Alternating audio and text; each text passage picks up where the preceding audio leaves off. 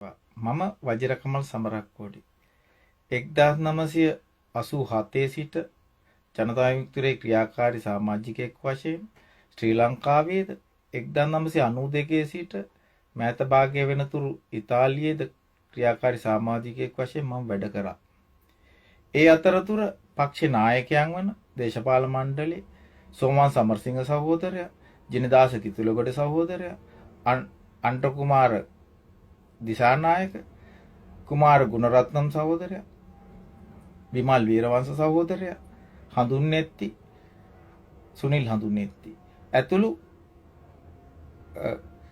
තවත් නන්දන ගුණතිලක සහෝදරයා ඇතුළු කීප දෙනෙක් මා ළඟින්ම ඇසුරු කරා. ඒ අතරතුර මගේ පුද්ගලික හේතුවක් මත මම එක්සත් රාජධානියේ ලන්ඩන් නුවරට මේ මෑත භාගයේදී අන්ට කුමාර දිසානායක මහත්මයා හදනවා මෙලි මුළු ලෝකෙම ශ්‍රී ලාංකිකයන්ව අන්දවන්න සහ රවට්ටන්න.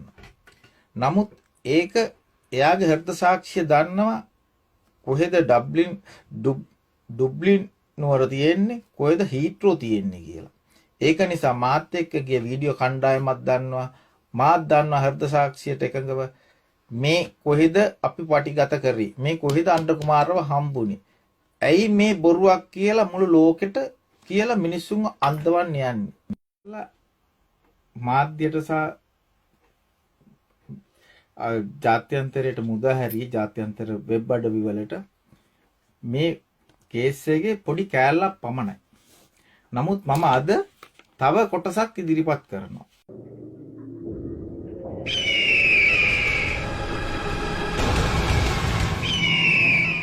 ඒට හේතුව තමයි ජනතා විමුක්තියේ නායක අන්ට කුමාර දිසානායක මාව ඩබ්ලින් අයර්ලන්ත එයාපෝට් එකේදී හඳිනගත්තට පස්සේ මාව වැළඳ ගන්නවා. බදාගෙන වැළඳගෙන මට කියනවා පොඩි කේස් එකක් තියෙනවා, පොඩි ගමනක් ආවේ කියලා මාත් එක්ක සාකච්ඡා කරමින් යන ගමන් ඔහු පිටත්ව යනවා. ඔහු තම ගාව තව සහෝදරයෙක්. ඒ සහෝදරයා මට ඔහුගේ නම්බරෙත් දෙනවා. එතනදී අන්ට කුමාරත් ඉදිරියේදීම තමයි මේ නම්බරේ දෙන්නේ. මෙන්න මේ නම්බරේ තමයි ඔහුගේ නම්බරේ. ඒ සහෝදරයාගේ නම්බරේ.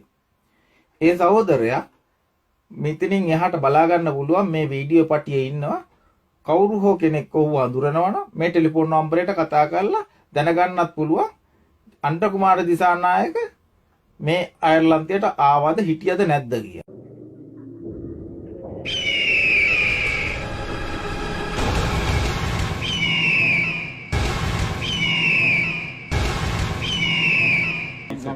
චූටි ප්‍රශ්නයක් තියෙනවා පොඩි කේසයක්. ඔව් පොඩි ගමනක් කියලා තියෙන එකයි. චූටි ප්‍රශ්නයක් තියෙනවා පොඩි කේසයක්. ඔව් පොඩි ගමනක් කියලා තියෙන එකයි. මම ජනතා විමුක්ති පෙරමුණේ අන්ට කුමාර දිසානායකයන් සහ දේශපාලන මණ්ඩලයෙන් ඉල්ලා සිටිනවා අන්ට කුමාර දිසානායක මොකටද අයර්ලන්තයට ආවේ, මොකද්ද පොඩි කේස් එක, මොකද්ද පොඩි ගමන කියලා කියන්න කියලා. ඒක හෙලිදරව් කරන්න කියලා මම ඊටාම වගකීමෙන් ජනතා විමුක්තියේ අන්ට කුමාර දිසානායකට කියනවා. මේ වීඩියෝ පටිය කරන්නේ, වීඩියෝ පටිය කරේ මම තමයි වජිරකමල් සමරක්කොඩි අයර්ලන්තයේ එයාපෝට් එකේ ඉඳලා. මම අභියෝගය බාර ගන්නවා. ඕන කෙනෙකුට මේ අභියෝගය ජනතා විමුක්තියේ ඉහළ පෙළේ නායකයන්ට සහ ජනතා විමුක්තියේ අන්ට කුමාර දිසානායකට පුළුවන් නම් මේ අභියෝගය බාර අරගෙන මා සමග ඕනම වාද විවාදයකට ඕනම මාධ්‍යයකට එන්න මම එනවා. ඒ ඕනම මාධ්‍යයකට. අන්ට කුමාර දිසානායක මහත්මයා අයර්ලන්තයේ සිටින කාලය තුල හෝටල් කීපයක හිටියා. ඒ හෝටල් වල හිටපු කීපෙන් දෙකක් මම අද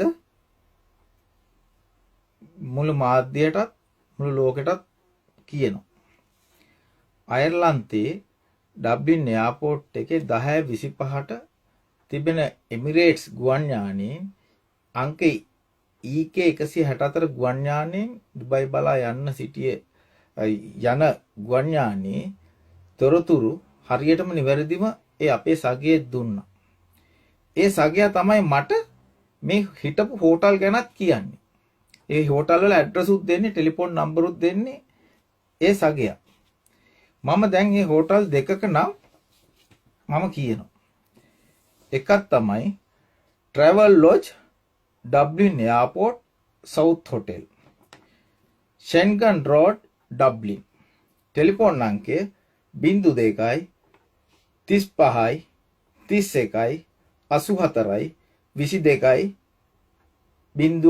0.0. දෙවෙනි හෝටලේ තමයි Granville Hotel Megas Key Waterford Dublin. Telephone නම්බරය 02 353 51 30 55 55. මේක තමයි දැනට මම දෙන කොටස. තව කොටස් ඉදිරියේදී බලාපොරොත්තු වෙන්න පුළුවන්.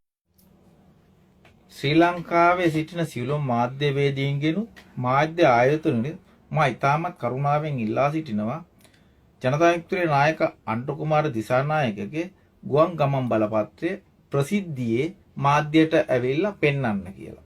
හේතුව සෑම පිටුවක්ම පෙන්වන්න කියලා. ඒ පිටුවල තියෙනවා අයර්ලන්තයට ගිය වීසා එක.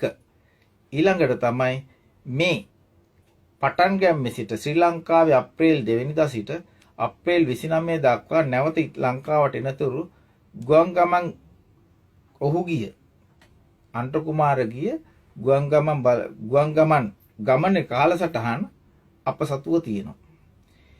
ඔහුට පෙන්වන්න බැරි වුණොත් එය ඉදිරියේදී අපි නැවතත් මුළු ලෝකෙට මුදා හරිනවා. ඒ වගේම තමයි මම බ්‍රිතාන්‍යයේ ලන්ඩන් නුවර හීත්‍රෝ ගුවන්තොටුපළේ සිට 5:20 හවස 29 වෙනිදා හවස 5:20ට බ්‍රිටිෂ් එයාර්වේස් එකෙන් ඩබ්ලින් වල පිටත් වුණා. ඒ සියලුම ටිකට්පත් මා සතුව මගේ ටිකට්පත් මා සතුව තියෙනවා. ඒව මට ඉදිරියේදී පෙන්වන්න පුළුවන්. තව දුරටත් අන්ට්‍ර කුමාර ඇතුළු ජනතා විමුක්තියේ දේශපාලන මණ්ඩලයට මේ වසන් කරන්න ඉඩ දිය නොහැකිය.